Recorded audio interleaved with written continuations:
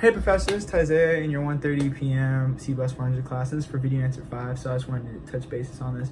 So the competitive advantage for the first question you asked, where does the competitive advantage come from? The resource-based view. So competitive advantage comes from resources and capabilities. And resources are intangible and tangible, like machinery or knowledge.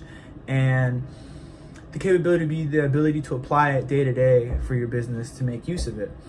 And then furthermore, they touch basis on how competitive advantage can be broken down into 4 parts using a Viro breakdown. So valuable, rare, costly to intimidate, and then costly to imitate, and then organization.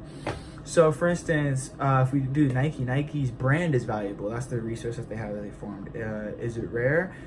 You can make the case that Nike's brand is rare, yes. And then is it costly to imitate? Yes. So Nike's products themselves aren't like their shoes. There's a bunch of knockoff copies, but their branding itself, that would be immensely hard. You can't copy that, just do it, right? And then the organization, so the organization of how they use that and they put it towards their products, and then their sponsorships of athletes and how they use it to market their brand as a whole is what gives them a competitive advantage, I guess, in the sportswear market.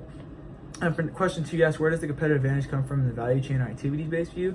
So then competitive advantage comes from the value chain or activity-based view based off of Porter's value chain. So you first have your support activities, and then you also have your primary activities that break down further to help you gain a larger profit margin.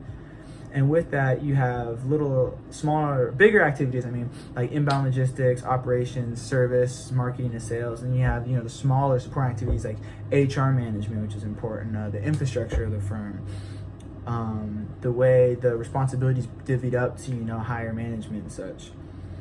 And then for question 3, you asked, what is similar about these two approaches? What's different? Well, they both look at competitive advantage, which is great. What's different though is that the value chain takes a way more detailed approach than the resource-based view, and it's a lot more integral than the other view. And then as part of the question you asked, which approach thinks more explicitly about how long a firm might retain a competitive advantage? For sure, that would have to be the